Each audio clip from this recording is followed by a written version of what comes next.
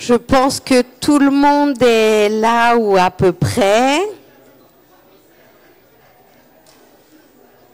Je vous propose donc de démarrer. Et encore une fois, bonjour à toutes et à tous et merci à vous d'être présents aujourd'hui pour cette nouvelle journée dédiée à la coordination en santé. Je suis Valérie Ravinet, je suis journaliste et j'ai l'honneur d'animer cette table ronde intitulée « Regard croisé d'experts, comment faire ?» avec les injonctions à agir des partenaires, des aidants, des familles, etc.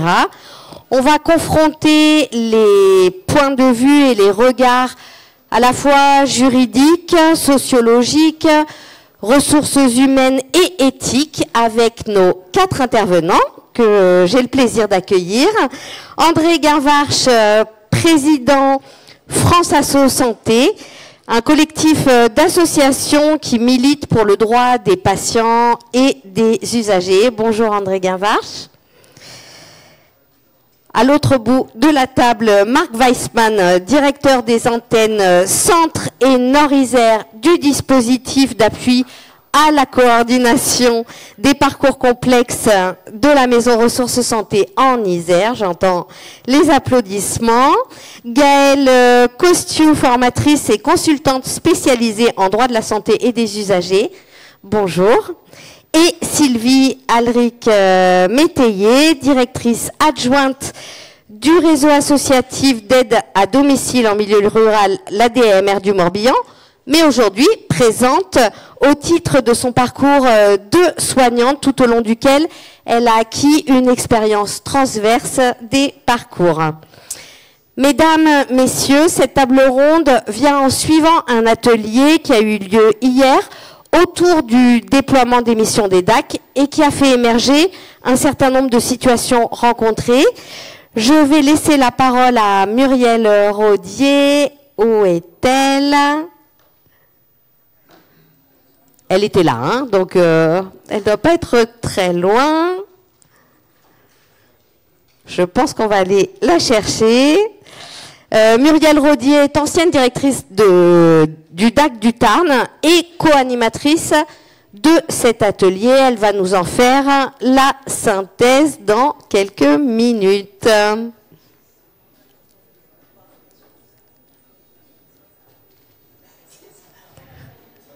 On a perdu notre intervenante.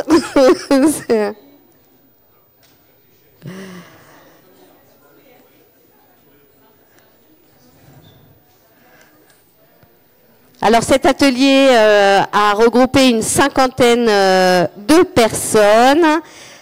Et voilà Muriel Rodier, on peut l'accueillir et même l'applaudir.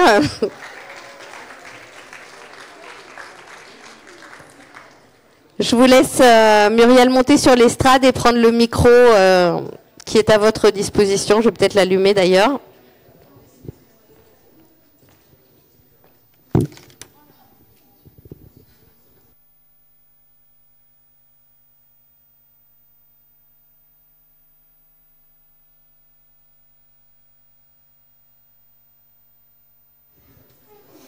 Bon, on a toujours des problèmes de micro, donc je vous laisse le mien.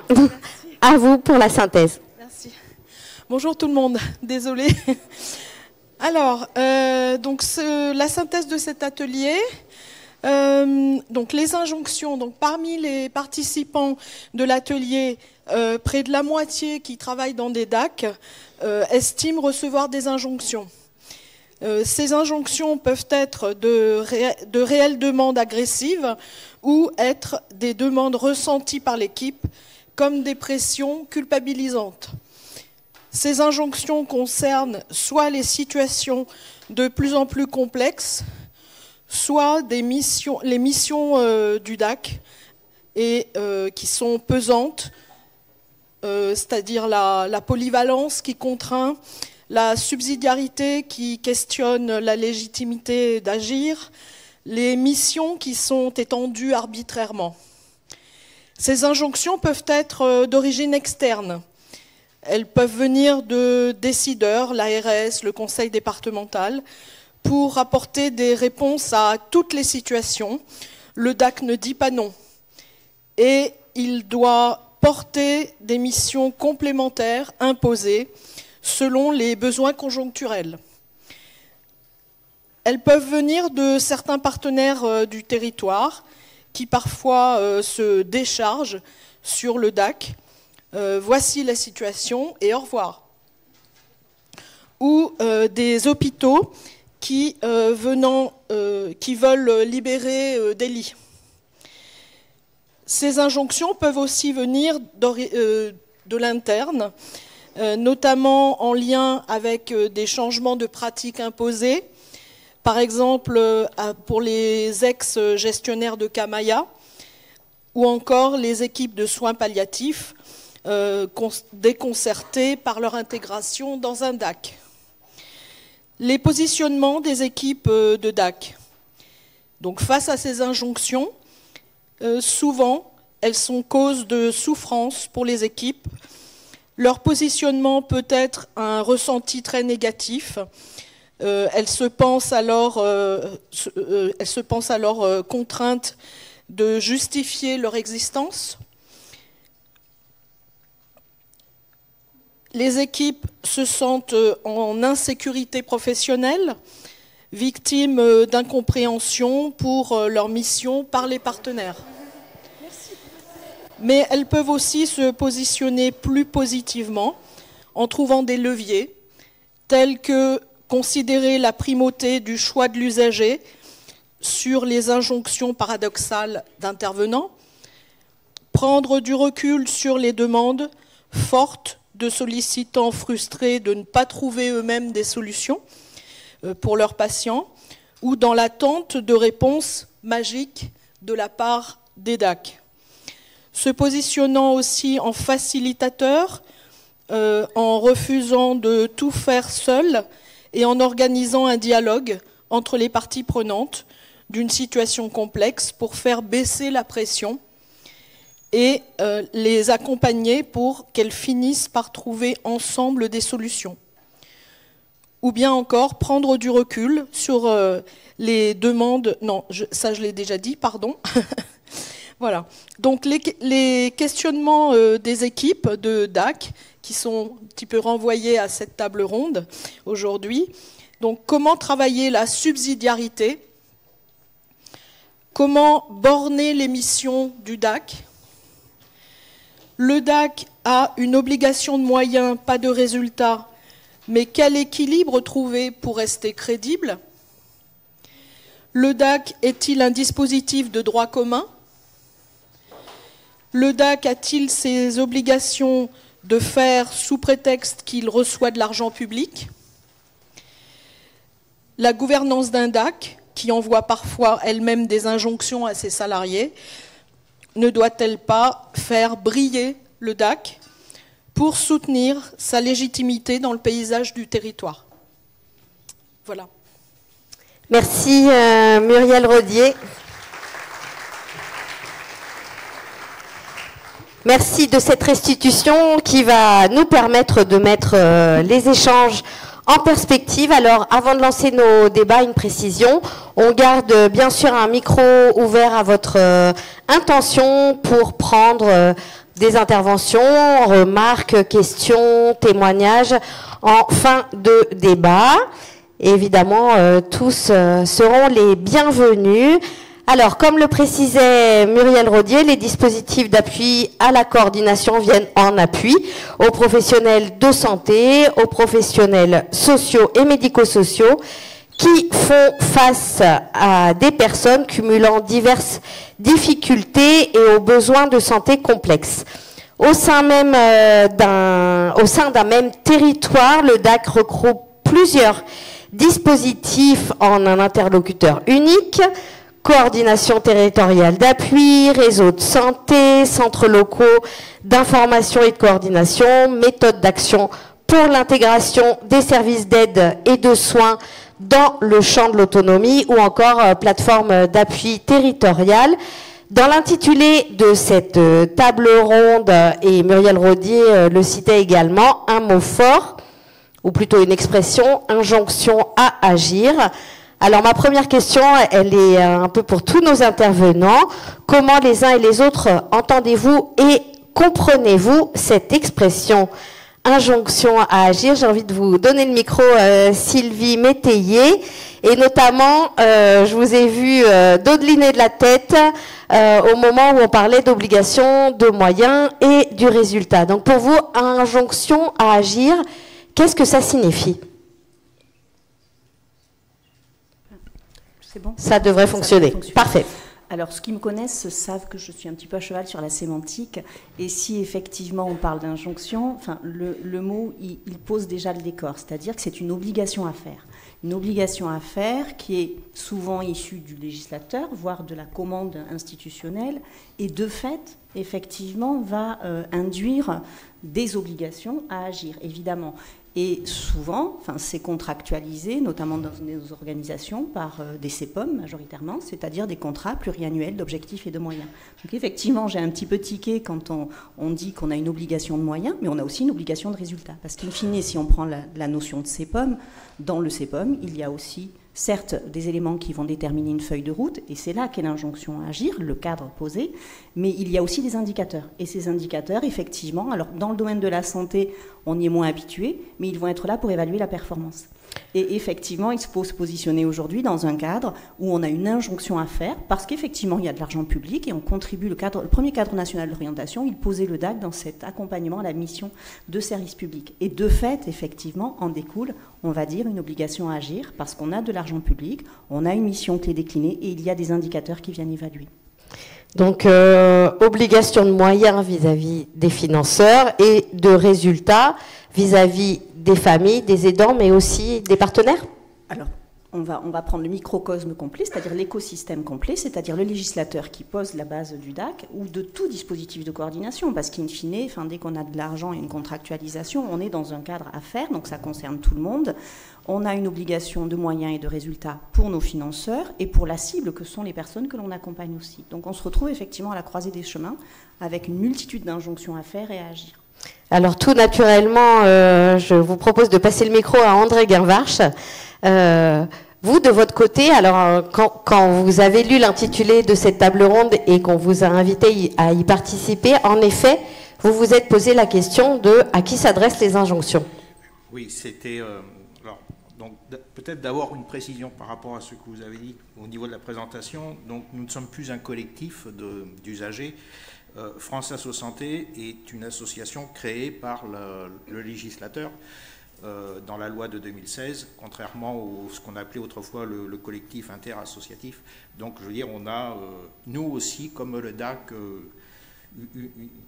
aujourd'hui quelque chose qui est posé par le droit et qui s'appuie sur les lois Kouchner, enfin, etc., sur la représentation des usagers. Et donc, on est un peu comme l'EDAC, je veux dire, et contrairement à une autre association qui pourrait tout à fait ordinaire, alors que nous sommes contractualisés avec le ministère et nous avons aussi des obligations et des injonctions du ministère à représenter, à former les usagers, etc. Alors, c'est vrai que quand j'ai vu le mot injonction, alors... D'autant plus que je ne m'étais pas situé que dans les DAC, je m'étais situé sur l'ensemble des soins coordonnés et donc de la coordination qu'on peut avoir au niveau de la santé. Mais je vais me recentrer sur le DAC. Je m'étais posé un peu la question, qu'est-ce qu'il y avait véritablement comme injonction venant du législateur au niveau de la coordination ? Il n'y a pas grand-chose, malgré tout, si on regarde les textes. Par contre, c'est vrai que c'est la philosophie et ce qui est, en fin de compte, ensuite dans les contractualisations, que là se posent véritablement les obligations et du coup vont se définir ensuite les indicateurs qui seront, comme dans toute mesure d'évaluation, je veux dire, ceux qui vont permettre de vérifier si véritablement le dispositif, puisqu'on est sur un dispositif, le dispositif a rempli sa mission ou n'a pas rempli sa mission et peut poursuivre ou doit se réorienter, etc., dans sa façon de faire. Alors c'est vrai que sur les DAC, du coup, injonction, est-ce que les usagers peuvent aussi avoir des injonctions ? On peut se poser la question. Puisque, en fin de compte, les anciens dispositifs qui qui forment aujourd'hui le DAC n'étaient pas obligatoirement tous ouverts aux usagers. Ils étaient des fois spécifiquement pour des professionnels de santé. Or là, du coup, en tant qu'usager, on amène quelque chose de nouveau, puisqu'en fin de compte, le DAC aussi peut être saisi par n'importe quel usager. Alors, quand je parle d'usager, c'est aussi bien le patient, l'aidant, la famille, enfin, etc. Parce qu'en fin de compte, on est dans ce vocable. Donc, ça veut dire que c'est aussi une nouvelle dimension que doit prendre le DAC. Et ça, malgré tout, c'est une injonction du législateur. Mais si, c'est prévu. Enfin, je vois des têtes se hocher. Il est prévu normalement que les DAC, je veux dire, s'ouvrent aux usagers et puissent répondre aux usagers. Et du coup, c'est vrai que là, on peut se poser l'injection. Et hier, j'ai entendu, puisque j'ai participé à l'atelier, je voulais tout de même écouter ce que pouvaient dire au quotidien ceux qui vivent le sujet. Et c'est vrai que du coup, y compris de la part des usagers, des fois il peut y avoir de l'agressivité, parce qu'en fin de compte, lorsqu'ils sont dans des situations complexes, qu'ils sont au bout du rouleau, des fois c'est pas simple aussi de réexpliquer pour la énième fois toutes les difficultés qu'ils ont. Et c'est vrai que la dernière personne physique qu'ils ont en face d'eux, des fois elle prend pour tout le monde, quoi. Par contre, il y a tout de même aussi l'autre côté, c'est que lorsqu'il y a un dispositif qui est prêt à les écouter, et ça, dans quel que soit le domaine, on sait très bien que ce dispositif, si en fin de compte, il y a un certain professionnalisme pour le faire, ça permet de dédramatiser aussi par rapport à la personne et de trouver une solution, même si cette solution n'est pas la solution qu'attend l'usager, mais trouver une solution et lui expliquer pourquoi c'est peut-être la meilleure ou la moins mauvaise solution que l'on peut trouver aussi, parce que c'est la meilleure, c'est rare qu'on la trouve, la moins mauvaise, c'est plus facile à trouver et à expliquer pour l'usager. Donc c'est vrai que, et là on n'est non plus sur une injonction descendante, mais on est bien sur une injonction montante. Enfin, absolument. De la base.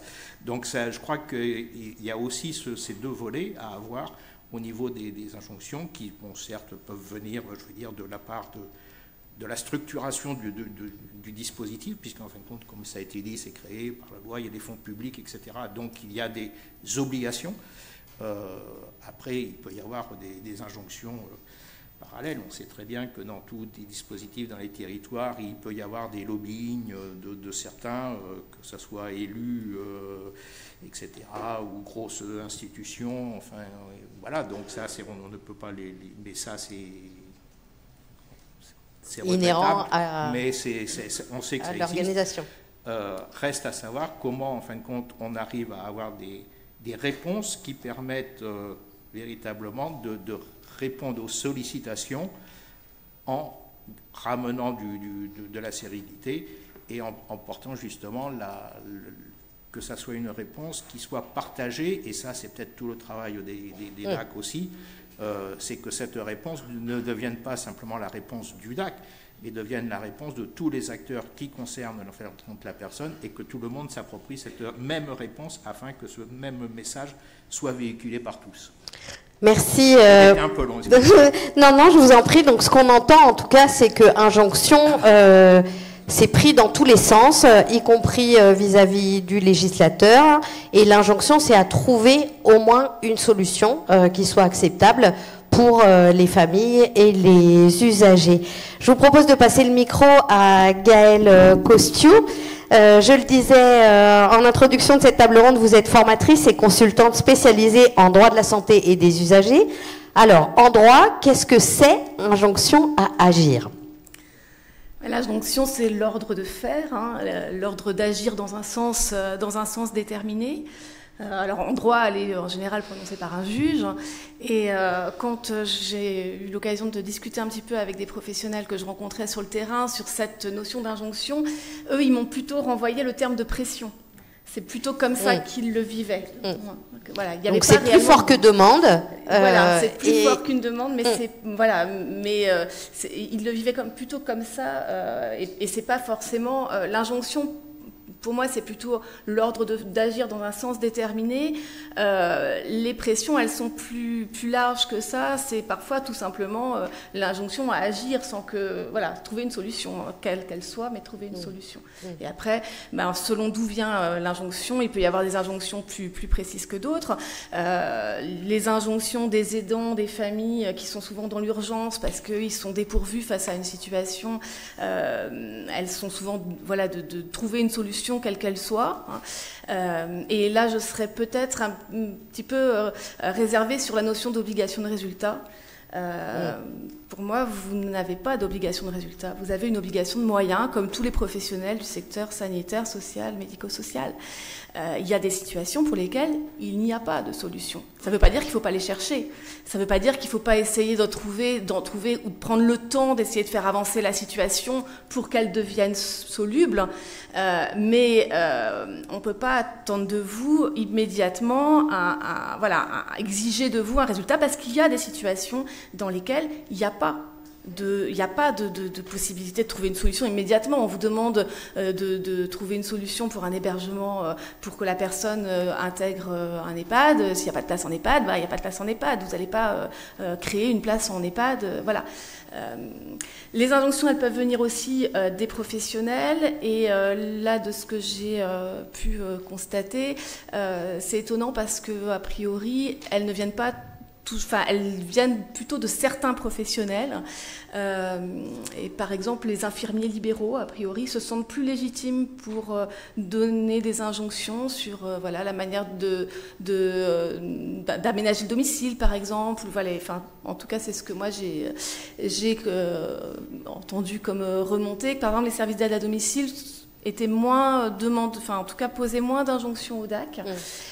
Et puis, se sentaient peut-être moins légitimes pour le faire, alors que, après tout, ils sont aussi légitimes, ils sont aussi sur le terrain. Et puis, ce qui est revenu aussi beaucoup, ce sont les injonctions des institutions, du Conseil général, du Conseil départemental, de l'ARS, avec là parfois des injonctions qui sont paradoxales un petit peu, et puis des injonctions qui...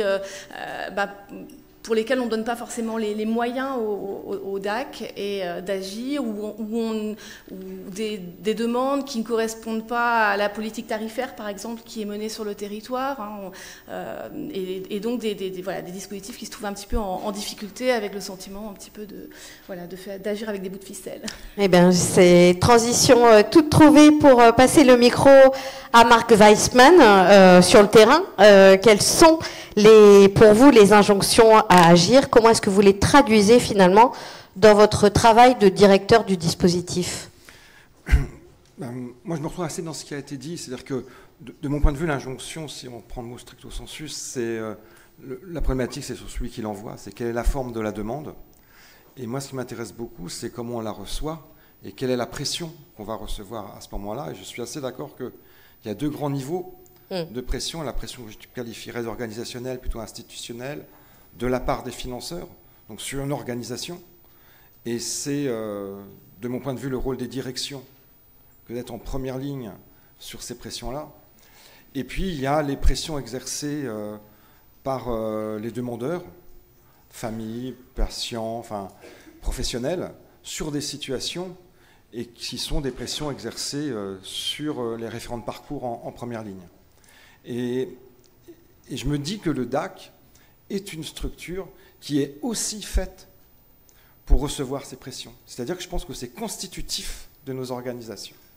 C'est-à-dire qu'un directeur de DAC qui ne pourrait pas accepter de recevoir une pression d'un financeur sur des résultats, parce qu'on n'a pas d'obligation de résultats, mais il y a des attentes de résultats, et des attentes bien légitimes.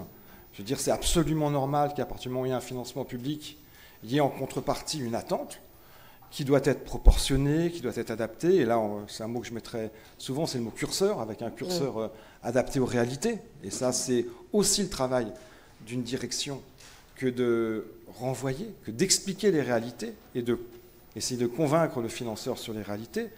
Et je ferai le même parallèle avec le référent de parcours, qui non plus va se trouver, lui, c'est pas face à une pression exercée par le financeur, mais c'est la pression exercée par le demandeur, avec cette même logique, cette pression est constitutive du vécu du demandeur, enfin cette demande-là, et c'est à nous d'essayer de les remettre dans une réalité territoriale, dans une réalité de moyens et d'organisation, et c'est tout l'art des DAC. Et donc il y a une vraie similarité, normalement, de fonctionnement et de difficultés entre les directions et les équipes de terrain. Et moi, c'est surtout ça que je veux dire. On ne peut pas demander à un directeur de ne pas être en capacité de travailler avec la pression des financeurs, tout comme on ne peut pas demander à un référent de parcours de ne pas être en capacité de travailler avec la pression exercée par le demandeur.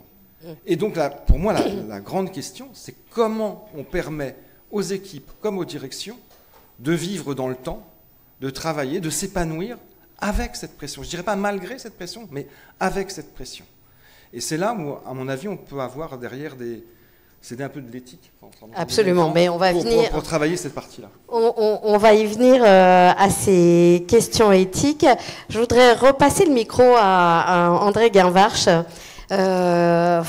France Asso Santé a réalisé un atelier citoyen sur un sujet connexe, en tout cas, à celui du déploiement du dispositif. Comment est-ce que vous voyez ce déploiement du dispositif DAC ? Alors, je suis peut-être mal placé pour faire une analyse du DAC. Enfin, alors, du point de vue du patient et de l'usager. Du point de vue du patient et de l'usager. Alors, d'abord parce que bon, je suis de cette région, d'Occitanie, je suis un voisin, j'habite le Tarn-et-Garonne, et qu'en Occitanie, je veux dire, les DAC, malgré tout, sont assez récents. Ils ont été simplement mis en place, ils ont 1 an d'existence, quoi, pour faire court. Oui.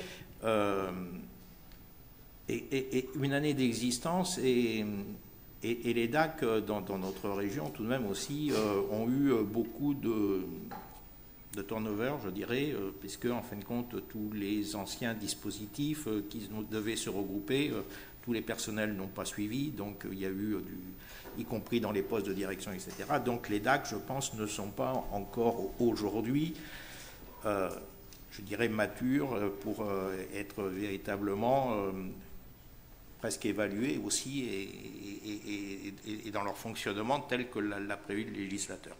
Et c'est peut-être aussi ça alors c'est quelque chose de nouveau, enfin, c'est un peu comme nous, France Asso Santé, puisqu'en fait, je vous rappelle, 2016, donc on n'est pas si vieux que ça non plus, on se cherche aussi, et je pense que les DAC aussi vont se chercher beaucoup, parce qu'on ne peut pas additionner les DAC sur simplement les fonctions précédentes. Ce n'est pas une somme des fonctions précédentes, c'est aussi certainement quelque chose de nouveau qui doit se mettre en place, et avec un paysage qui est mouvant. Les CPTS, puisqu'on en a parlé aussi, qui sont des dispositifs de coordination des professionnels sur les territoires, sont aussi, récents, puisqu'en fait la crise Covid les a boostés à se mettre en place, mais en fait ils n'existaient pas juridiquement, y compris du temps du Covid. Donc je veux dire, c'est en ce moment que se fait la grande vague des CPTS en Occitanie, par exemple. Oui. Donc, je crois qu'il y a donc tout un tas de personnes qui bougent, enfin, de la façon de faire, dans leur façon de faire, etc. Et que la loi, tout à l'heure on a parlé de loi, et que les lois n'ont pas obligatoirement tout cadré. Et c'est bien que la loi ne cadre pas tout, parce que sinon, ça veut dire que, quel que soit le point au niveau national, on est simplement obligé de respecter... je me tournerai vers l'Est pour avoir ce genre de vision. Oui, ça pose une vision. Mais du coup, ça pose la question, c'est comment l'ensemble de ces professionnels peuvent travailler ensemble, y compris avec les usagers, et quelles sont les règles qui peuvent se donner. Et là, c'est vrai que c'est souvent en ayant des réflexions éthiques, des réflexions de comment je peux, en fin de compte, avoir... la reconnaissance de mes compétences professionnelles par rapport à une autre personne qui a d'autres compétences professionnelles, puisqu'il exerce une autre profession, mais malgré tout, on est sur un sujet commun, et comment ces sommes de compétences, et y compris les compétences des usagers, hein, parce que quand vous êtes avec des malades chroniques, etc., y compris les aidants, je veux dire, ont aussi des compétences.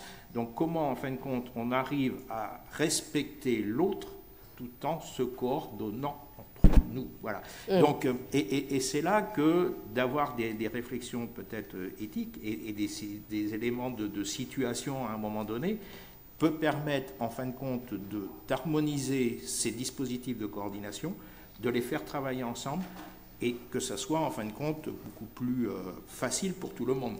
Recherche de fluidité. C'est la recherche de la fluidité, et tout en respectant l'autre. Enfin, je crois qu'il ne faut pas l'oublier. Hier, je veux dire, c'était très bien que Jean-Christophe Calme, etc., rappelle que la coordination, c'est pas c'est pour avec les patients, ce qui n'est pas tout à fait la même chose lorsqu'on fait de la coordination pour quelqu'un ou avec quelqu'un. Absolument. Mais ça amène, je veux dire, encore une fois, toute une réflexion à avoir dans le respect de l'autre et dans le respect de fonctionnement avec l'autre. Alors, vous posez les jalons des questions éthiques qui peuvent se poser dans le déploiement du DAC, en l'occurrence.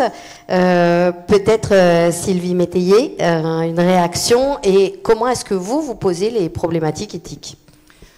Oui, une réaction, effectivement, puisqu'en pas en Haute-Garonne, mais en Occitanie, comme vous le disiez, ou dans d'autres régions, les dispositifs d'appui émergent ou sont en cours d'installation.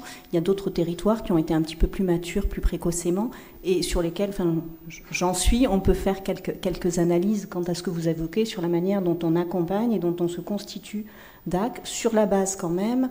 Alors moi, je n'irai pas sur une somme, mais plutôt sur une multiplication, parce qu'on capitalise les compétences et on voit bien que ça a marché. Enfin voilà, j'ai quelques exemples sous les yeux et je me dis que c'est plutôt pas mal ce qui a été fait et qu'on a assez bien réussi cette transformation, parce que c'est de la transformation avec en source, j'ai envie de dire, et en objectif, l'accompagnement de la personne. Et c'est ça qui meut finalement l'ensemble des dispositifs et sur lequel il faut se baser pour réussir, j'ai envie de dire, cette transformation. Parce que les coordinations, moi j'étais infirmière dans mon jeune temps, on en fait à petite échelle et on en fait à grosse échelle. Donc l'idée, c'est d'arriver à vraiment poser l'échelle de la coordination. Donc effectivement, dans ces DAC aujourd'hui, on a l'impression qu'on fait du nouveau, mais on ne fait pas du nouveau. On continue quelque chose qui a été fait avec des expertises qui sont là et en fait, on les rend plus facilement lisibles pour les professionnels de territoire et pour en interne se dire ok, on constitue quelque chose qui est un terreau de coordination au profit d'une amélioration de la prise en charge des personnes. Ceci étant dit, avant d'aller sur l'aspect éthique, mais je trouve que c'est intéressant de se dire aussi qu'il y a une autre injonction dont on ne parle pas, c'est l'injonction morale qu'on se pose nous, soignants, mais que finalement les personnes se posent également. C'est-à-dire qu'on a, en tant que professionnel, en tant que personne, nos limites, nos barrières à agir. Et c'est pour ça que je le pose là, parce qu'effectivement, ça rejoint. C'est tout à fait éthique comme question. Mais clairement, on est directeur. Moi, j'ai été directrice, et on est directeur avec ce qu'on est soi, c'est-à-dire avec l'humain qu'on est soi, avec ses propres limites, avec ce qu'on comprend des choses, de l'injonction, de la demande, qui pour moi, la demande des personnes et les demandes des professionnels sont des demandes. Pressé, pas pressé, urgent, pas urgent. Voilà, donc charge à nous, comme le disait Marc, d'être cette interface en tant que directeur. C'est notre job que d'être l'interface vis-à-vis des équipes, de poser, d'essayer d'absorber ou de répondre à l'agressivité des demandes en disant ok, c'est moi qui fais le pas de côté parce que c'est mon job d'aller au front. Vous allez faire l'opérationnel, il n'y a rien de péjoratif à faire l'opérationnel, c'est-à-dire que votre mission. Mais néanmoins, chacun, on a des règles de droiture, on se dit ça je peux pas. Et ce qui est important, c'est de se dire aussi comment moi j'agis avec mes propres valeurs, ce qui fait sens pour moi, dans un contexte qui est parfaitement mobile, qui est instable, mais qui est notre ADN d'instabilité. C'est-à-dire qu'effectivement, ce que disait Marc aussi, c'est ça, on agit, on est des dispositifs d'interstice. On va agir un temps, on va répondre à une demande institutionnelle, parce qu'il y a un besoin. Et une fois que l'interstice est comblé, je ne dis pas qu'on n'existe pas, mais on sera peut-être autre chose. C'est ce qui s'est passé finalement depuis 2010, sur les réseaux de santé. Voilà, je parle de ce que je connais, mais c'est ça, c'est-à-dire qu'on a comblé un interstice, on a permis d'autres choses, ces choses-là étant stabilisées, on passe à autre chose. Et moi, c'est effectivement, du coup, on a cette injonction à être dans cet environnement très instable, avec nos propres valeurs. Donc voilà, c'est important aussi de le mettre parce que du coup, c'est comment on agit envers tout ça. C'est-à-dire la demande parce qu'on est soignant, on est médico-soc, c'est-à-dire qu'on a un besoin très fort de répondre à la personne, et en même temps, on a un cadre légal qui vient nous poser des dimensions. Mais c'est logique, c'est la règle. C'est comment on agit dans ce cadre. Alors peut-être une question en creux, avant de donner aussi la parole à Marc Weissmann pour nous décrire des situations en effet de déploiement, comment ça se passe au niveau de l'application de ces injonctions. Muriel Rodier faisait référence aux injonctions paradoxales. Est-ce que, et vous avez dit finalement c'est l'humain qui arbitre derrière tout ça, est-ce que l'interprétation des injonctions paradoxales, elle est faite sur le terrain par les hommes et les femmes qui sont aux manettes de ce dispositif ? Oui. Oui, évidemment. C'est-à-dire que, pour l'avoir vécu aussi, on a une certaine vision, on a une vision terrain. On voit un petit peu comment ça se passe, on a notre environnement, on sait le lire, on connaît les ressources, donc on va proposer. Donc ce qui engage aussi, c'est plutôt sur les... Je l'avais posé sur les prospectives, c'est-à-dire que la capacité à faire, l'injonction à faire, il y a aussi la capacité à faire et à agir donc en étant innovant. Donc il y a tout ça aussi. Mais néanmoins, ce qui fait effectivement le dispositif sans l'incarner, c'est aussi la lecture qu'on en a. Donc évidemment, in fine, même s'il y a des règles, l'arbitrage, il se fait avec les gouvernants, c'est-à-dire qu'on n'est pas seul, mais il se fait dans un environnement subjectivé, on va le dire comme ça, effectivement. Et ce qui fait que du coup, chaque dispositif, chaque prise de décision en tant que directeur ne sera pas la même. Et donc, parce que la lecture, d'où parce qu'on en avait échangé effectivement, et je le dis souvent, on va pouvoir modéliser. C'est-à-dire qu'on va pouvoir se prendre des leviers identiques, mais on ne pourra pas dupliquer, parce qu'effectivement, on est de l'humain pour de l'humain. Donc en fonction des besoins du territoire et de ce qu'on est soi aussi, malgré tout, et de la manière dont il dit les choses, on va le personnaliser. Alors on approfondira cette notion de modélisation et duplication. Marc Weissmann, comment est-ce que finalement vous traduisez ces problématiques éthiques et réponses éthiques sur le terrain ? J'ai le droit de ne pas répondre directement. On a toujours le droit de pas répondre. Je voudrais... Alors, juste un petit point. Là, je m'adressais plus au DAC spécifiquement. Ce que j'ai dit tout à l'heure, c'était plus, à mon avis, pour toutes les organisations de coordination santé. Et là, je m'adressais aux nouvelles organisations. Je pense qu'il y a eu une grande pression, une grande souffrance au niveau des équipes sur la pression mise par des partenaires qui étaient en train de faire le deuil de services préexistants et à qui on a beaucoup trop dit, le DAC, ça sera la somme de ce qui existait avant, oui. Ce n'est pas la réalité. Donc c'est tout ce que ça ne peut pas être la réalité. Et donc, pourtant, c'est présenté comme ça. C'est un raccourci facile, rassurant, mais qui n'est pas une réalité. La réalité, c'est qu'on avait, on a toujours, on a peut-être encore un peu, un équilibre à trouver. Et cet équilibre, ça a été très compliqué pour les équipes. Ça a été très compliqué parce qu'elles ont géré en permanence des déceptions. Elles ont géré beaucoup d'agressivité avec, mais pourtant avant on faisait, avant et là vous ne faites plus. Et on ne fait pas disparaître la maltraitance. C'est-à-dire qu'il y a des moments dans une vie qui sont constitutifs de la maltraitance, qui constituent la maltraitance, que ce soit des organisations, des évolutions d'organisation, des évolutions individuelles. De toute manière, on n'enlèvera pas la souffrance. La difficulté, elle est présente, la souffrance, elle est présente. C'est comment on va pouvoir essayer de faire en sorte qu'elle soit le moins mal vécue. Et dans beaucoup de nos organisations, ça a été très mal vécu. Il y a eu beaucoup de départs. Moi, dans ma structure aussi. Enfin, je veux dire, on a beau savoir que c'est comme ça reste un moment compliqué. Ceci dit, quand on voit un peu l'évolution, on voit que les partenaires s'habituent aussi à ce nouveau positionnement.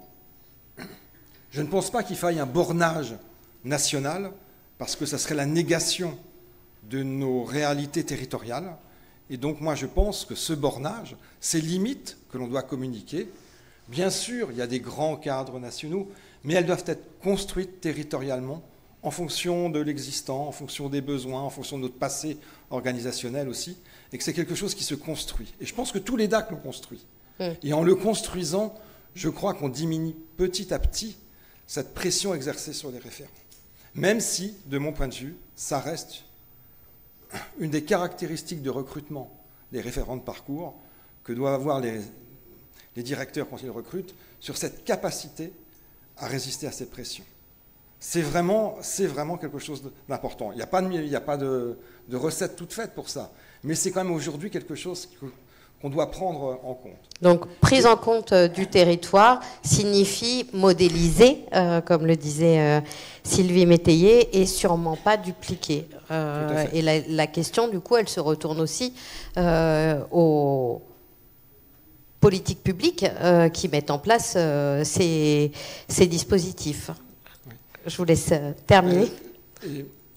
Et donc, c'est aussi notre rôle que d'accompagner les personnes et les personnes dans les équipes qui ne sont plus en capacité de vivre cette pression. Je crois que il n'y a pas de jugement de valeur par rapport à ça. Il y a effectivement, c'est un métier dur, difficile, qui crée une pression intérieure sur lequel on n'a pas tous la même durée de vie, quoi. Enfin, on va dire tout simplement.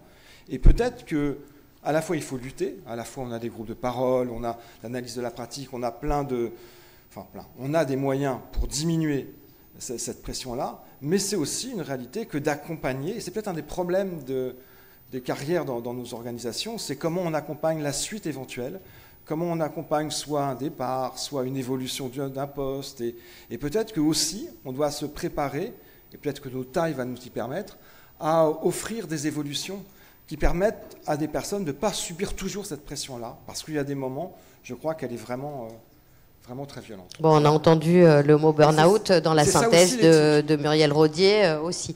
Donc les gens qui finalement font le dispositif, on ne peut pas leur dire il faut faire. On doit leur donner aussi des moyens de faire, voire des obligations de résultats. Je conclue d'un mot. La bientraitance, c'est ça. C'est-à-dire que si on parle éthique, la bientraitance, on ne peut pas la mettre que dans un sens, que c'est sur une situation, c'est sur l'ensemble, et on doit réfléchir sur une bientraitance de la personne qui réalise, du professionnel, au même titre, qui a la même valeur que la bientraitance pour la personne ou pour son entourage. C'est-à-dire qu'il n'y a pas de hiérarchie de valeur de personnes entre personnes, une personne malade, une personne qui travaille, tout ça. Il n'y a pas de hiérarchie de valeur. La bientraitance, elle doit être pensée globalement et non pas purement individuellement. Enfin, voilà. Je voudrais revenir sur un autre champ, celui de la conjugaison de l'éthique et du juridique.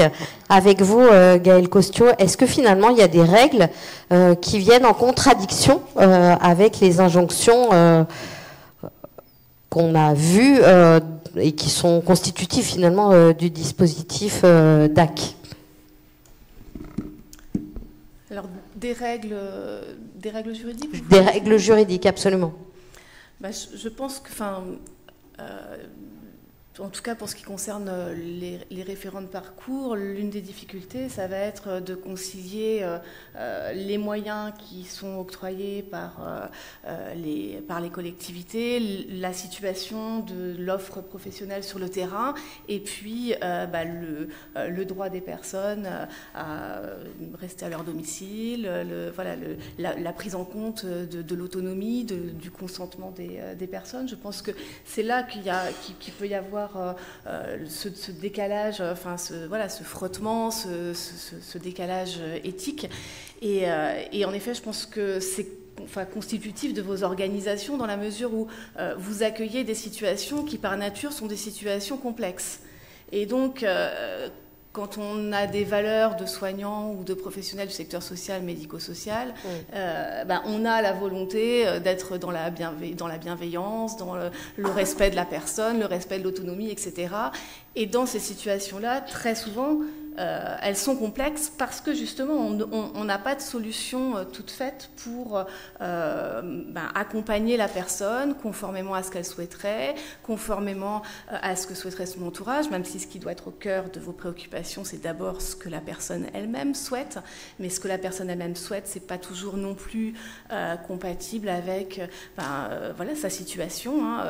Quand on parle de maintien à domicile, le maintien à domicile, ça implique un entourage parfois qui soit présent, qui ait la volonté d'accompagner cette personne à domicile. Et donc, en effet, je crois qu'entre ces injonctions qu'il y a aussi du politique à développer le maintien à domicile et puis parfois les moyens qu'on a pour le faire sur le terrain, et pas seulement des moyens financiers, des moyens humains aussi, il y a ce décalage éthique, et que voilà, vous serez toujours confronté à ça parce que c'est le propre finalement de votre mission, que d'essayer de trouver des solutions pour des situations qui sont parfois insoluble. Ça veut dire qu'il faut... Et puis, en plus, dans un contexte de décalage de temps, c'est-à-dire que vous êtes confronté à des proches, des personnes qui, eux, sont dans l'urgence parce que l'accompagnement, ils sont parfois dans des situations d'épuisement. Et vous qui avez besoin de temps pour faire évoluer, pour accompagner aussi le bénéficiaire dans l'acceptation, parfois dans le renoncement à ce qui était son projet, dans l'acceptation d'autres solutions. Et donc, oui, en effet, il y a beaucoup de décalage éthique dans les professions que vous exercez. La temporalité, c'est peut-être presque une question philosophique plus que éthique. Un autre point en lien avec le dispositif, c'est le partage des informations finalement entre les différents acteurs.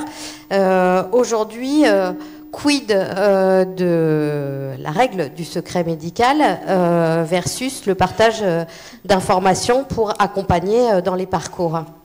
Alors là aussi, c'est tout sauf simple. Certains d'entre vous ont peut-être déjà croisé à l'EHESP dans le cadre du pacte ANIM sur les notions d'échange et de partage d'informations. On est avec le plan Ma Santé 2022, etc., on est dans une évolution du système de santé vers une médecine de parcours. On voit bien cette notion qui a émergé. Et quand on parle de parcours, ça veut dire qu'il va bien falloir que les gens se parlent. Et en même temps, le législateur rappelle que vous êtes soumis au secret professionnel. Et donc, on a en 2016 imposé un certain nombre de règles, de cadres, un cadre, mais la loi, elle pose des cadres, elle ne donne pas de solution toute faite pour toutes les situations. Et le cadre, pour le rappeler rapidement, c'est que on échange, on partage qu'entre professionnels qui sont concernés directement par l'accompagnement de la personne. Il y a des professionnels qui peuvent échanger, partager. Ce sont les professionnels de santé d'un côté, les professionnels qui figurent sur une liste réglementaire d'autre part. Et puis, on échange, on ne partage que ce qui est strictement nécessaire pour la coordination des prises en charge. Et la difficulté, c'est justement que ce qui est nécessaire, c'est une notion très subjective, qu'on n'a pas tous la même vision de ce qui nous est nécessaire et qu'on ne sait pas toujours non plus ce qui est nécessaire aux autres. Et donc ça implique d'apprendre à travailler ensemble, de savoir ce que font les autres, de quoi ils ont besoin, pourquoi ils en ont besoin, et ça implique de créer sur un territoire une forme de communauté, d'interconnaissance entre les professionnels, et c'est aussi le rôle du DAC, pour que chacun sache, lui, pour faire correctement son accompagnement, il a besoin de telle ou telle information. Et puis quand on parle d'échange et de partage d'informations, il ne faut pas oublier que la personne, elle reste, elle a le droit au secret et qu'elle doit être informée. On ne fait pas ça dans son dos pour elle, on fait ça dans son intérêt avec elle, et donc elle doit être informée des échanges et des partages. Alors justement, je voudrais proposer à André Guinvarch de réagir. Vous disiez on fait avec, on ne fait pas pour. Comment est-ce que finalement vous voyez cette évolution du partage d'informations entre les acteurs du sanitaire, du social et du médico-social? Alors c'est vrai que c'est un sujet un peu délicat, parce qu'en fin de Absolument. compte, comme vous l'avez fait dans votre conclusion, c'est que tout de même, c'est tout de même l'usager qui détient la clé de ces informations, qu'il décide ou pas de divulguer. Je veux dire, à travers mon espace santé, vous pouvez par exemple interdire, y compris l'accès à un autre professionnel de santé sur un problème de santé détecté par un spécialiste ou par votre médecin généraliste, mais que vous ne voulez pas que je ne sais pas, vous avez consulté un psy ou je ne sais pas quoi, donc à la limite, c'est bien à l'usager qui a la clé, en fin de compte, de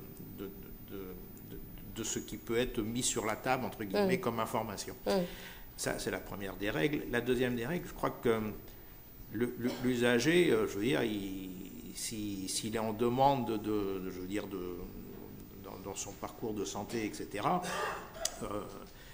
il ne va pas faire de la rétention pour faire de la rétention. Je veux dire, c'est pas de l'idéologie. Hein.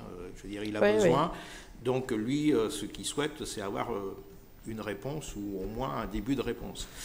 Par contre, c'est vrai que là, du coup, se pose toute la question de comment l'usager est impliqué et comment la confiance de l'usager est gagnée par l'ensemble des acteurs. Parce qu'en fin de compte, c'est ça aussi.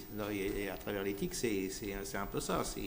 C'est en fait comment l'ensemble de ces professionnels, de ces personnes, etc., permettent à l'usager d'avoir confiance pour construire un parcours ou pour améliorer le parcours ou pour rediriger un parcours qu'il a envie en cours.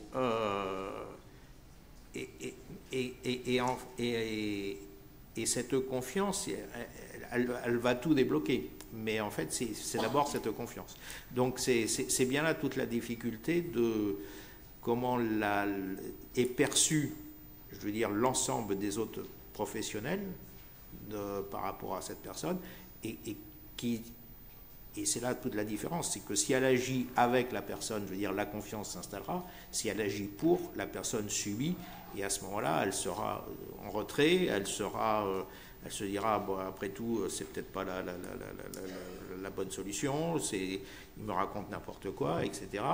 Vous savez, c'est un peu à l'image des nouvelles générations, alors même s'il n'y a pas beaucoup de cheveux blancs dans la salle, mais en tant qu'ancien, lorsqu'on a fait l'étude par rapport à l'accès à la santé, on s'est tout de même aperçu que dans les trentenaires, pour faire court, avant consultation d'un médecin, ces personnes consultent sur Internet et après la consultation, ils reconsultent sur Internet. C'est-à-dire que, en fait, le climat de confiance qu'il y avait auparavant, lorsque vous aviez accès à un professionnel de santé ou à un professionnel du médico-social, etc., je veux dire, c'est largement érodé. Et donc, s'il n'y a pas la confiance et si la personne va encore aller chercher un autre avis, etc., et du coup, lorsque vous avez un deuxième avis, c'est là où, en fait, vous avez avis divergents et du coup, complotisme, vous prenez tout ce que vous voulez, et du coup, c'est une remise en cause véritablement du parcours et du travail que vous pouvez faire. Parce que du coup, ça réduit à néant tout ce que vous avez pu faire. Donc, n'oublions pas qu'à chaque fois, c'est aussi gagner la confiance de l'usager, justement pour qu'il partage lui-même les informations ou qu'il permette à son médecin de dire, bah, il faut leur dire, peut-être, y compris à l'aide-soignante, que j'ai ça, ou etc., parce que c'est important, certainement. Et du coup, là, on est dans une autre dynamique, et on est dans une dynamique positive où le patient devient aussi acteur. Alors, j'ai envie de demander à Marc Weissman et Sylvie Métayer de réagir par rapport à ces questions. La question de la confiance et comment est-ce que d'un point de vue organisationnel finalement on arrive à susciter cette confiance qui est une question aussi éthique. Oui, c'est compliqué. Comment est-ce que finalement vous répondez sur le terrain de mon point de vue, cette capacité à mettre l'autre en confiance, c'est le savoir-faire des coordinateurs. C'est presque un art et c'est quelque chose qui est très compliqué à définir, savoir pourquoi ça marche avec un tel, pourquoi ça ne marche pas dans telle situation et quand je dis qu'un directeur n'est pas capable de faire le métier d'un coordinateur, c'est un peu ce que j'entends, c'est-à-dire que c'est vraiment un savoir-faire particulier. Ça renvoie aussi à l'idéal soignant et aux injonctions propres, aux propres souhaits qu'on peut porter intérieurement sur à quoi je sers, comment je vais réparer des vies qui sont souvent très abîmées. Vous savez, en pratique, ce dont on vient de parler sur l'échange d'informations, je partage tout ce qui a été dit, mais dans la plupart de nos situations, la personne est plus... ça renvoie à l'autonomie, la personne elle est plus ou moins autonome, elle comprend plus ou moins ce qu'on lui dit, parce qu'elle est plus ou moins en capacité de recevoir l'information qu'on est censé donner, elle est plus ou moins en capacité de comprendre l'information. Et même si elle est face à la souffrance, souvent familiale, plus personne n'est en capacité de vraiment prendre le temps de comprendre. Et le coordinateur, c'est ça qui va gérer. C'est vraiment une question de curseur. On a beaucoup parlé de l'autonomie et finalement derrière l'idée qu'on a, c'est que c'est à la personne de décider. Et moi, j'aime bien qu'on porte ça, mais la réalité, c'est que l'autonomie renvoie à l'information, à la capacité. C'est-à-dire qu'une personne est autonome. Alors, je ne parle pas que juridiquement, puisque ça va être défini, mais je parle vraiment au quotidien, que si elle a reçu une information juste, éclairée, équitable. Déjà, c'est pas si simple. Et qu'ensuite, elle est capable de l'analyser. Bon, il n'y a pas beaucoup de gens qui sont autonomes.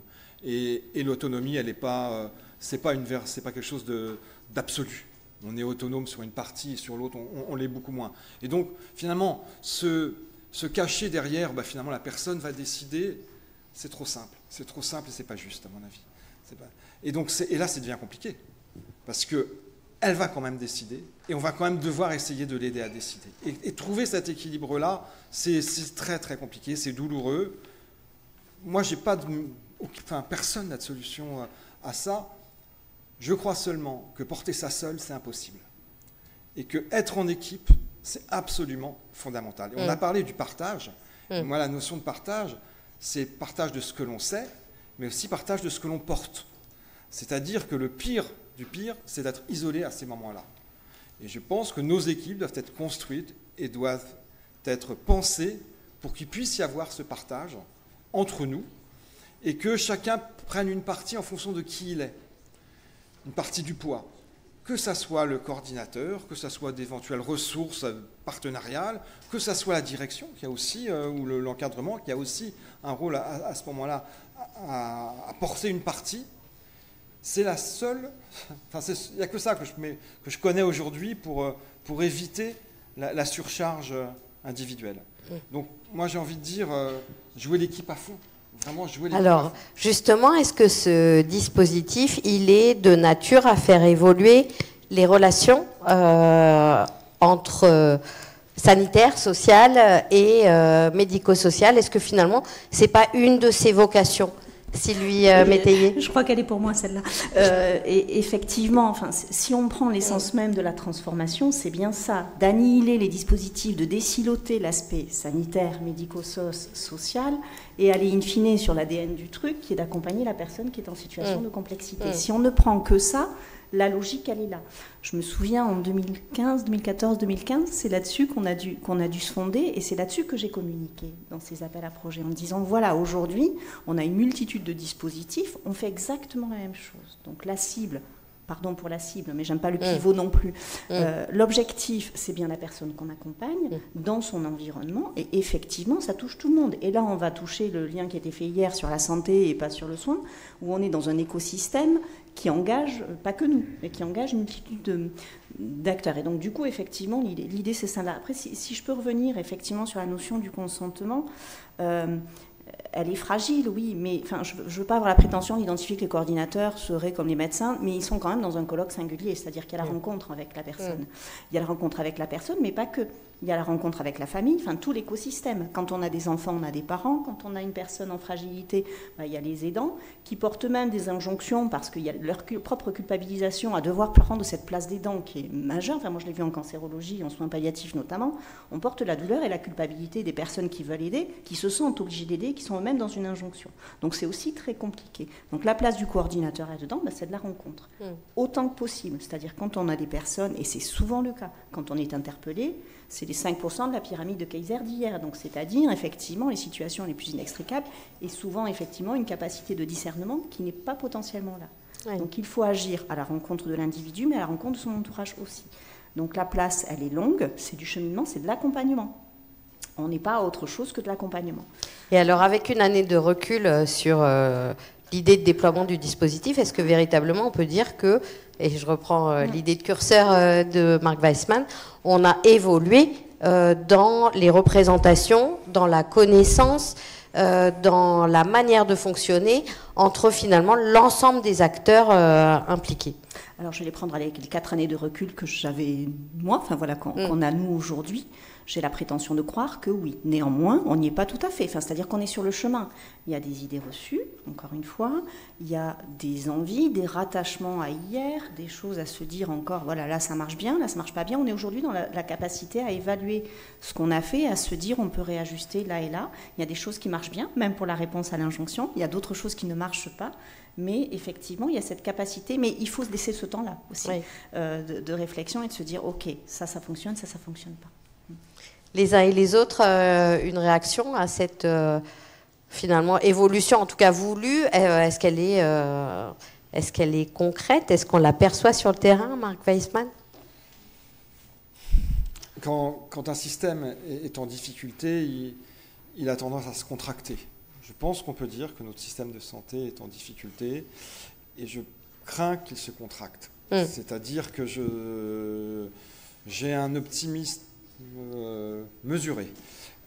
Par contre, ce dont je suis sûr, c'est qu'en tant qu'organisation, les DAC ont progressé dans leur définition d'action sur un territoire. Ça, j'en suis à peu près certain. Je le vois au niveau de la région Auvergne-Rhône-Alpes que je connais bien, et je l'ai vu hier dans le groupe de travail où finalement, quel que soit le DAC qui parlait, quelle que soit la structure qui parlait, de la région, de toutes les régions de France, c'était les mêmes difficultés qui apparaissaient.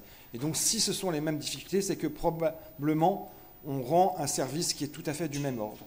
Donc je pense que globalement, nous DAC avons progressé dans la définition des limites de nos missions, de nos actions, dans le cadre, ce fameux cadre protecteur, dans un contexte où je ne suis pas sûr que ça soit si facile de mettre en place l'interdisciplinarité, de mettre en place... voilà, on est dans un contexte que, encore une fois, où, face à la difficulté, le premier réflexe, c'est se recroqueviller, alors que souvent, ça serait essayer de s'ouvrir et d'aller chercher une solution à côté. Mais voilà, on ne le vit pas toujours, quoi. Je voudrais quand même aussi rajouter un élément. Alors, avec le recul que j'ai aussi d'être sortie un petit peu de l'environnement depuis un an, c'est que ce que je vois aussi, c'est que malgré tout, si on revient à l'injonction, là où les dispositifs se stabilisent, les injonctions complémentaires arrivent. Donc on est de nouveau effectivement dans cette instabilité à faire. Et ça, effectivement, c'est difficile du coup de jauger le travail qui a été fait, parce que c'est comme si finalement on vous rajoutait à chaque fois une couche, c'est le tonneau, enfin c'est le tonneau des Danaïdes qui se remplit, qui se vide, qui se remplit, qui se vide. Et clairement c'est ça en fait aujourd'hui. C'est-à-dire que là où c'est stabilisé ou pas tout à fait stabilisé, on va rajouter une couche. Donc là, petit message, je pense que si on rajoute des couches et si on est toujours dans nos limites à l'injonction voilà, et de la capacité à faire, il faut aussi à un moment donné soit stopper la machine et se dire ok, on stabilise, on attend, on voit ce que ça donne, soit donner des moyens complémentaires, quels qu'ils soient, pour permettre effectivement que la rallonge d'injonction puisse aussi être effective, parce que ça rajoute, encore une fois, des pressions à l'injonction, des capacités à agir. Et là, c'est l'ensemble du dispositif qui se casse la figure, parce que, encore une fois, si on met le directeur qui est l'interface, donc qui analyse, qui restitue les équipes qui sont à peu près stabilisées. Alors moi, je l'ai vécu quand on a transformé la PTA en DAC, en fait. On était contents, on avait monté un joli projet en 3 ans qui était top. Et c'est comme si vous montez un joli Lego et que voilà, vous l'avez sur le bout de la table, mais vous ne pouvez pas jouer avec. Et ça, c'est frustrant. C'est-à-dire qu'à un moment donné, on se dit, on ne détruit pas, mais on se dit, oh là là, on rajoute un étage, mais attendez, ce n'est pas tout à fait fini. Et le pas fini, à un moment donné, il épuise.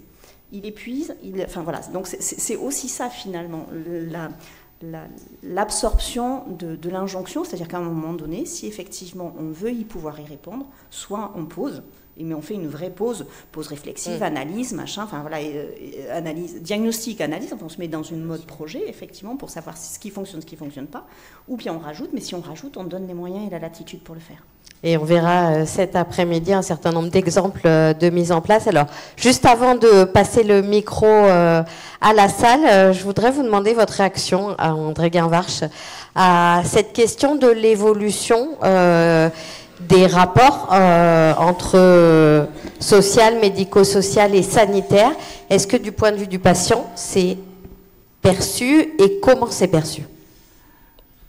Alors, en fait, en France, on avait on aimait bien je veux dire, des systèmes, fonctionnement en tuyaux, etc., où en fait les usagers, au sens large, devaient se mouler dans un moule qui correspondait au tuyau dans lequel ils étaient embarqués. Je veux dire, la société est fortement évoluée. Rien qu'il suffit de repenser, par exemple, à la Convention internationale de l'ONU sur le handicap, qui rappelle des fois certaines choses. Je veux dire, la demande n'est plus, en fin de compte, de l'usager d'être pris en charge dans un tuyau. Sa demande, c'est d'être pris en charge totalement. Donc, ça veut dire que l'ensemble des services qui pouvaient graviter chacun dans leur petit chemin bien tracé, rassurant certainement aussi pour les professionnels, je veux dire, n'existe plus. Que ce soit le médecin de famille, ce qu'on appelait, ça n'existe plus. Je veux dire, celui qui parle de médecin de famille, je veux dire, c'est celui qui regarde derrière, c'est pas celui qui regarde devant. Ouais. Non, mais je veux dire, pourtant, c'est vrai qu'il y avait des intérêts à avoir un médecin de famille, c'était rassurant, il y avait de la confiance, etc. Aujourd'hui, le système fait que ce n'est plus ça. Point barre. Voilà. Donc on est dans une nouvelle approche, je veux dire, de la société. Et donc tous ces dispositifs, qui soient sociaux, médico-sociaux et de santé pure, je veux dire, doivent en fin de compte montrer comment ils peuvent travailler ensemble et proposer ensemble, je veux dire, des réponses aux personnes, parce que c'est ce qu'elles demandent. Les personnes ne demandent pas, je veux dire, y compris si on parlait d'EHPAD, je veux dire, lorsque vous avez vos parents vieillissants, c'est pas obligatoirement la demande que vous faites que de trouver une place en EHPAD. Parce que déjà, c'est peut-être justement ce refus aujourd'hui de la société de simplement chercher une institution, quelle qu'elle soit, pour avoir une réponse. Donc on veut préserver la personne et que cette personne puisse continuer à vivre, je veux dire, harmonieusement. Donc ça veut dire qu'à un moment donné, l'ensemble des acteurs doivent bien travailler ensemble, et y compris, on pourra aller plus loin, parce qu'on peut y rajouter le droit, etc., puisque en fin de compte, le droit doit aussi évoluer à partir du moment où je veux dire, la demande de la société n'est pas la même, le droit doit en prendre compte. C'est le principe des règles qui évoluent en fonction des sociétés. Mais ça veut dire qu'en fin de compte aussi, il faut, et on le voit, on peut ouvrir le débat ici, mais sur le problème de la fin de vie, où en fait, si la façon dont on approche ce sujet, si on reste sur une position dogmatique, ou si, en fin de compte, on le prend d'une façon beaucoup plus ouverte, je veux dire, on voit bien que ce n'est pas les mêmes réponses. Donc, à un moment donné, oui, les tuyaux doivent éclater et doivent travailler ensemble, ou doivent se connecter, au moins. Peut-être qu'il faut garder tout de même quelques tuyaux, mais enfin, au moins des connexions entre les tuyaux. Oui. Et comment ces connexions peuvent se construire, en fin de compte, c'est peut-être aussi tout l'intérêt des DAC. Et c'est peut-être aussi les DAC qui vont devoir évoluer, parce que je ne sais pas, c'est en Bretagne, Morbihan, oui, c'est la Bretagne, je dois le savoir normalement avec mon nom. Je veux dire, les gouvernances de ces structures qui ont été fortement remaniées, puisqu'en fin de compte, si vous preniez la gouvernance d'une Maya, c'était pas la même qu'une PTA, c'était pas les mêmes personnes, etc. Là, vous avez d'autres types de gouvernance, en fin de compte, localement, qui vont certainement poser d'autres questions, qui vont certainement poser, en fin de compte, aussi, à un moment donné, lorsque le DAC devra faire son projet de service, entre guillemets, etc., je veux dire, il va y avoir certainement aussi beaucoup de réflexions, beaucoup d'évolutions, et peut-être que les DAC aussi permettront, en fin de compte, là, de pouvoir briller, ce qui fait que, parce qu'aujourd'hui, ils ne peuvent peut-être pas trop briller, parce qu'ils disent on est une somme, alors que demain, je veux dire, lorsqu'ils seront véritablement un outil véritablement reconnu dans un paysage, ils pourront peut-être aussi briller, et que les gouvernances pourront les faire. Et c'est l'objet de nos échanges aujourd'hui, que de faire évoluer. Alors, je voudrais qu'on prenne le temps de passer le micro dans la salle. Alors, il y a des tas de mains qui se lèvent. C'est... Alors, je vais faire là, au fur et à mesure. Bonjour. Alors, peut-être dites-nous qui vous êtes et puis... Je suis Céline Adam Bartolotti, j'ai été infirmière pendant 15 ans et maintenant je suis coordinatrice du projet de santé de Marseille 10e, d'une CPTS, pardon. Donc ma question, déjà c'était très intéressant, merci à tous les quatre et merci pour l'animatrice. Très très intéressant ces injonctions. Et j'ai été à différents stades de contacter PTA qui est devenu un DAC. J'espère que le DAC, c'est pas la transformation d'une PTA et que c'est plus que ça. Parce que sinon, chez nous... A priori, on a fait la démonstration que c'était un peu plus que ça. Et je sais très bien, et pour ce que je connais, c'est bien aussi. En tant qu'infirmière, c'était compliqué de faire une demande et que cette demande, elle ait une fin de non-recevoir. Parce que il n'y avait pas l'équipe qui était à même d'y répondre parce qu'ils n'étaient pas organisés. Et nous, sur le terrain, nous retrouver avec une situation brûlante qu'on ne pouvait pas gérer et devoir aller au quotidien chez la personne. Et il n'y a pas de solution. Et désolé, madame, vous allez rester comme ça, avec vos chats, à m'amener votre crotte dans la main en guise de cadeau. Et ça, c'est très, très, très violent pour l'équipe, pour la famille, bon, qu'elle n'avait pas, mais... pour tous ceux qui gravitent. Oui. Et le médecin était même démissionnaire. Cela dit, j'ai beaucoup réfléchi, on en a beaucoup parlé avec différents intervenants, dont Arnaud, et l'anticipation. On n'a pas parlé d'anticipation. Comment on pourrait anticiper, travailler ensemble? Là, ça me paraissait super abstrait de travailler ensemble et en interconnexion entre le sanitaire, le social et le médico-social. Mais comment on pourrait anticiper ces situations qui vont devenir complexes?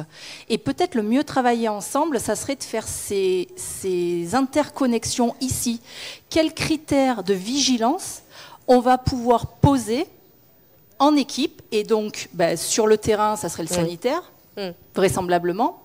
Bon, en tout cas, globalement, bref. Et pour que le DAC et les équipes et les infirmières de parcours ou les infirmiers de parcours qui sont là disent « Ah ben ok, là potentiellement dans 3 mois, ça va se dégrader ». Et donc ça renvoie aussi à la notion de temporalité. La temporalité du sanitaire, elle n'est pas celle du social. Et les démarches, elles ne vont pas dans le même temps. Le sanitaire, voilà, oui, bon, d'accord, je m'arrête. On vous a bien entendu. Alors, la question de la temporalité, on l'a échangée. Peut-être la lier à cette question d'anticipation. Est-ce que l'un d'entre vous veut réagir à la remarque de madame? J'y vais, j'ai regardé Marc, j'ai dit j'y vais. 2 niveaux. Enfin, voilà. Alors, tout d'abord, le DAC, c'est pas la réponse à tout. Enfin, d'une part, c'est-à-dire que c'est pas la solution miracle, c'est pas Notre-Dame de Lourdes. Non, mais je tiens à le préciser aussi. C'est-à-dire que on fait de la coordination de parcours qui sont extrêmement complexes. S'ils sont extrêmement complexes, effectivement, c'est qu'ils ont été traités en amont par des gens compétents, voilà, et qui sont aujourd'hui en limite. C'est quand même le principe du DAC. La situation complexe ressentie, c'était même la loi Touraine en 2016, si je ne m'abuse, et c'était clairement le contexte. Alors, je dis pas qu'on ne doit pas faire. Je dis juste que attention à la projection qu'on se fait du DAC. Voilà, ça excusez-moi, mais je dois le poser aujourd'hui. C'est pas réponse à tout. Non, ça doit répondre. Mais on n'aura pas forcément ni la solution miracle, ni des éléments de résolution. C'est ça que je veux dire. Après, sur l'anticipation, une fois que ça est posé, voilà, je ne veux pas paraître dans l'agressivité, mais une fois que ça s'est posé, c'est se dire effectivement, la mission du DAC, c'est d'accompagner des situations qui sont émergentes, que les professionnels ont recensées. Donc ça, c'est le premier niveau. Et les plus complexes. Voilà, et les plus complexes. 5% pyramide Kaiser, on revient là-dessus. Mais quelquefois, on peut avoir les 10 d'en dessous.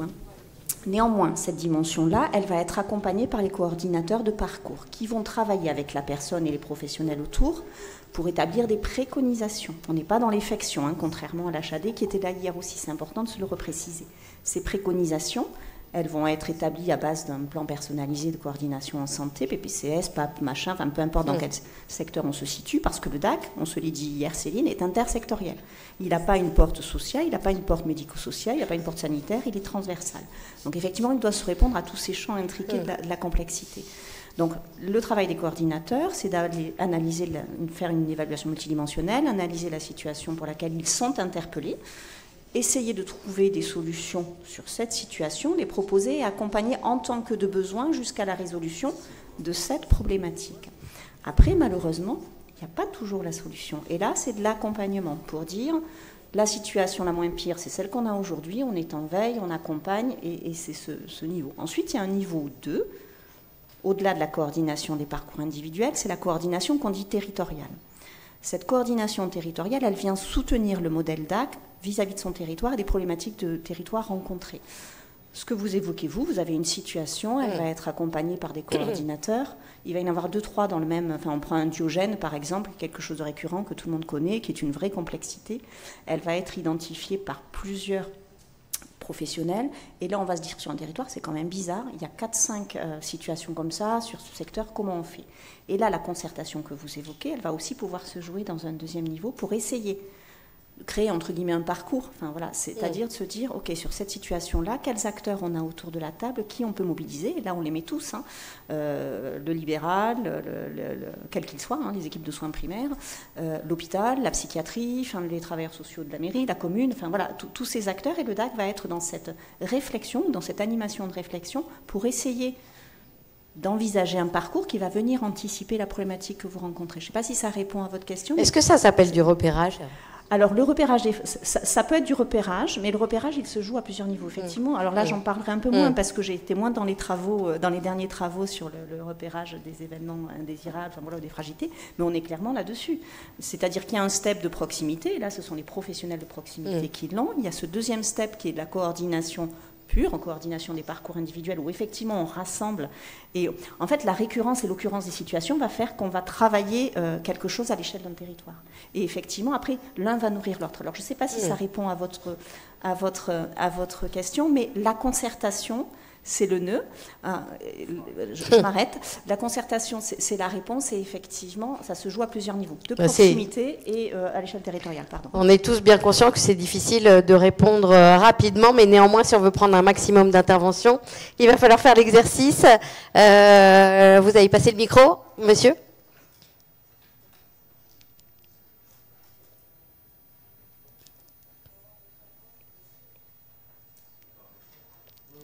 Bah, allez, parlez fort si ça ne fonctionne pas. Non. Vous êtes.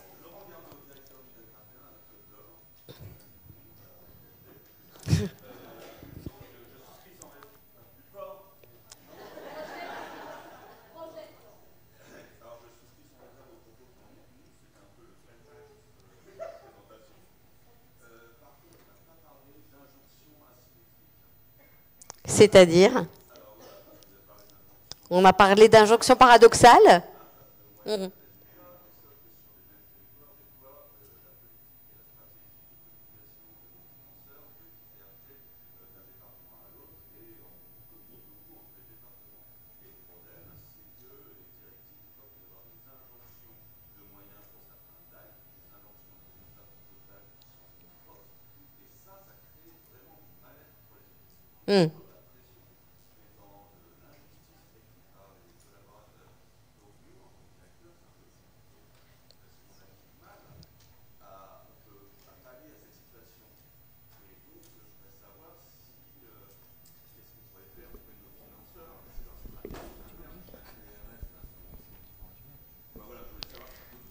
Alors l'idée, c'est aussi peut-être de remonter les initiatives de terrain, de voir ce qui fonctionne pas sur les territoires et les différences organisationnelles.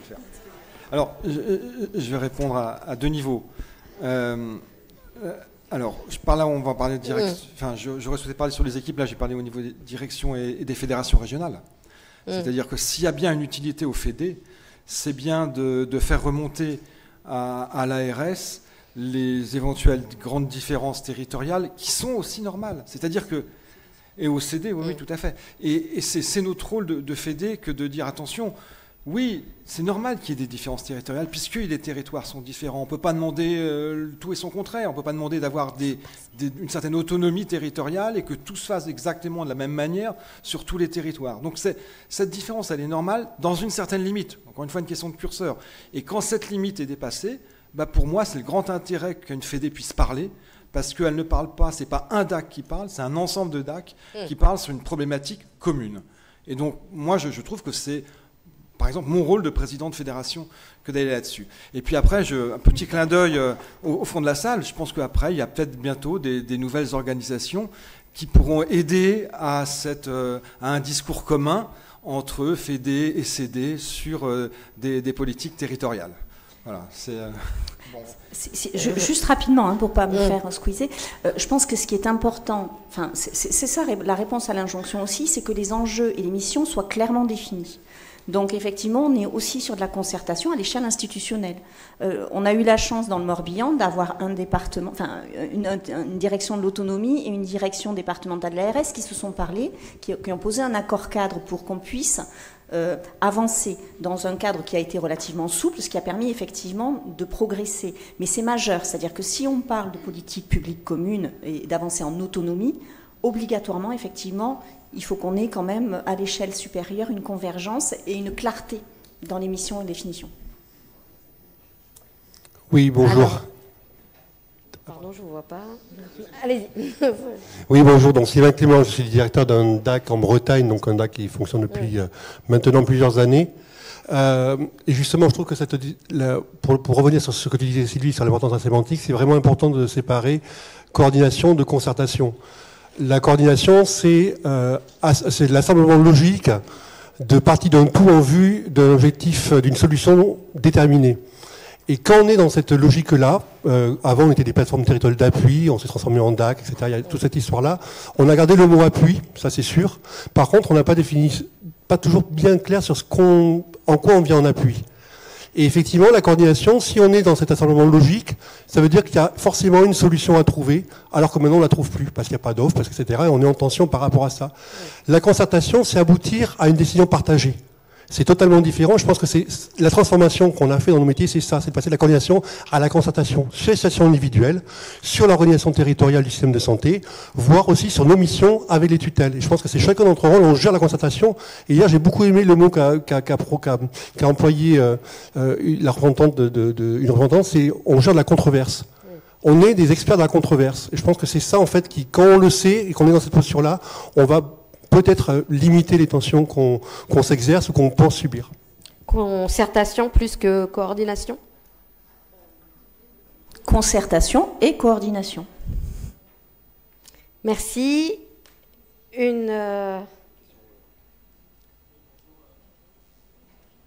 Ah non, si tous les micros nous lâchent, ça va être dur. Hein. Très bien, bonjour, merci. Merci pour ce débat et ces idées, je pense qu'on souscrit tous à ce qui a été dit. Moi, j'aurais quand même un petit peu, en réflexion, me dire que finalement, les DAC, là, on hérite c'est la rançon de la reconnaissance. Ce sentiment de recevoir des injonctions. Pour ceux qui ont été en responsabilité, en direction sur des établissements de santé avant de prendre leurs fonctions, sur des établissements médico-sociaux, moi, à titre personnel, je ne ressens pas plus d'injonctions aujourd'hui en tant que directeur de DAC qu'en tant que direction d'établissement de santé ou établissement médico-social. La vie du système de santé est telle que nos établissements sont en profonde mutation régulièrement. Quand on réforme une unité de soins, elle est vécue, voilà, différemment, mais elle est vécue par les professionnels et le directeur reçoit cette injonction-là, la direction. Donc finalement, on a souhaité que Réseau, PTA, Maya, se dote une reconnaissance qui aujourd'hui est déterminée dans le Code de la santé publique. Nous sommes un service de santé reconnu en délégation de service public. Ça dit aussi des choses sur la notion d'injonction. Eh bien, la rançon de ça, c'est de se dire, la direction reçoit des injonctions. Voilà. Quant aux injonctions qui sont faites à nos coordonnateurs, bien sûr, il faut les préparer. Mais soyons très clairs sur les moyens que nous leur donnons. Parce que voilà, ces moyens-là doivent être dits et concertés avec eux éthiquement pour que le sens, la valeur, les valeurs, le sens du métier reste pour eux tout à fait palpable et intéressant. Mais soyons très clairs sur les moyens que nous leur donnons. Il y a des moyens que nous avons. il y a des moyens que nous n'avons pas. Voilà, il faut vraiment, et une fois qu'on est à l'aise sur ces moyens, eh bien on le sait. Et pour moi, les seules injonctions qui sont pour moi très prioritaires, et finalement où je garderai ce mot d'injonction, parce que je n'aime pas beaucoup ce mot d'injonction, je préfère, voilà, il y a une demande, c'est l'injonction du respect aux droits des usagers. Ça, c'est une injonction, parce qu'on doit faire respecter ces droits-là. Et puis, il y a aussi une forme d'injonction qui est celle de la concertation avec le médecin traitant, parce qu'elle est inscrite dans la loi, et que le médecin traitant est lui-même en co-responsabilité sur le parcours de santé avec nous. Et là, il a le droit aussi, de temps en temps, de donner une injonction en disant, eh bien, là, non, on ne fera pas comme ça. Voilà, c'est pour moi les deux injonctions qui me semblent fondamentales à retenir. Alors merci pour la question. Il y a quelques éléments de réponse qu'on verra peut-être cet après-midi avec les autres intervenants. Une réaction, Oui, enfin, je pense qu'on souscrit tous. Hein. Enfin, on reprend la sémantique que j'évoquais en préambule. La seule injonction, elle vient du légal. Le reste n'est que demande et capacité à répondre de telle ou telle demande et capacité à entendre la perception des gens vis-à-vis effectivement de ce qu'on doit faire en fait. On est sur du subjectif, charge à nous effectivement à quelque niveau que ce soit de pouvoir y répondre. Mais on est bien d'accord, la seule injonction elle vient du légal, ça a été précisé également. Donc on souscrit Philippe. Merci. Gaëlle Costio. Ouais, juste un petit mot, si ce n'est que c'est vrai que ces dernières années, le légal a beaucoup mis l'accent sur l'autonomie. Et comme on le disait tout à l'heure, il va aussi falloir, il ne faut pas oublier qu'on a affaire à des personnes vulnérables et que voilà, il y a beaucoup de situations pour lesquelles le légal vous met plus dans l'embarras qu'il ne vous apporte de solutions. Absolument. Une dernière question. Oui, Aude Loilier, chef de projet au département de l'action sociale à la PHP. Je vous remercie en effet pour vos interventions et je pense qu'on aurait pu aussi vous inviter à un séminaire sur le travail social à l'hôpital. Parce que nous, les injonctions dans le travail social, on les appelle le positionnement professionnel. Le fait de faire avec les règles de l'institution, la parole de l'usager et le cadre réglementaire. Et l'assistante sociale à l'hôpital, finalement, elle fait ça tout le temps et elle est en effet amenée à travailler de cette façon-là. Et c'est vrai qu'au niveau du... je vous invite aussi à... que je ne veux pas prêcher pour ma chapelle, hein, pour le travail social, mais je vous invite aussi à regarder la définition du travail social qui rejoint absolument ce que vous avez pu dire tout à l'heure et la question de décloisonner les secteurs d'intervention. Ça passe aussi certainement par intégrer des compétences sociales à vos dispositifs, non pas pour des compétences techniques, mais aussi, pas uniquement pour des compétences techniques, puisque le service social a des compétences techniques, mais aussi pour une façon de percevoir le travail avec l'autre, en fait, et qu'il y a une grande complémentarité à avoir, même si les dispositifs sont d'abord des dispositifs sanitaires. Alors, juste à titre d'information, et je pense qu'il y a une équipe qui pourra venir préciser ça, dans la construction du dispositif, les métiers, c'est-à-dire que les métiers sur lesquels on s'est basé pour recruter et nourrir finalement ces postes de référents de parcours complexes, ce sont les métiers du social, assistants sociaux, CESF et les métiers du sanitaire, de manière à ne prendre en considération, je ne vais pas dire que la compétence, mais majoritairement la compétence d'évaluation multidimensionnelle qui nous semblait être majeure en fait. On a une expertise en coordination au sein de CEDAC et du coup effectivement l'évaluation multidimensionnelle était pour nous la condition sine qua non. Donc je vous rejoins sur le recrutement en fait. Un complément, Marc Weissman, avant de clore cette table ronde. Ouais, je voudrais insister sur un mot que j'aime pas, c'est le mot expertise qui vient d'être prononcé. S'il y a bien une chose sur laquelle je crois qu'il faut que les équipes aient vraiment totalement confiance, c'est justement sur leur savoir-faire et leur expertise dans ces situations où de toute manière, personne ne sera vraiment satisfait de la solution ou de ce qui sera fait. De toute manière, c'est vraiment le départ de nos situations. Et avoir confiance dans le savoir-faire, c'est aussi ne pas oublier qu'on ne travaille pas sur prescription. C'est-à-dire que notre solution, c'est nous qui allons la trouver, qui allons la monter, qui allons l'organiser au niveau des équipes. Elle va être construite avec la famille, la personne, les partenaires. Mais ce savoir-faire-là, il faut en avoir une force tranquille, parce que c'est quand même ce qui nous protège aussi de l'usure professionnelle, des difficultés au quotidien. Et vraiment, la réalité montre qu'on a ce savoir-faire. Ça, c'est aussi quelque chose qu'il faut savoir regarder, même si au quotidien, on ne s'en aperçoit pas sur toutes les situations. Merci beaucoup, merci à tous, je crois qu'on peut les applaudir.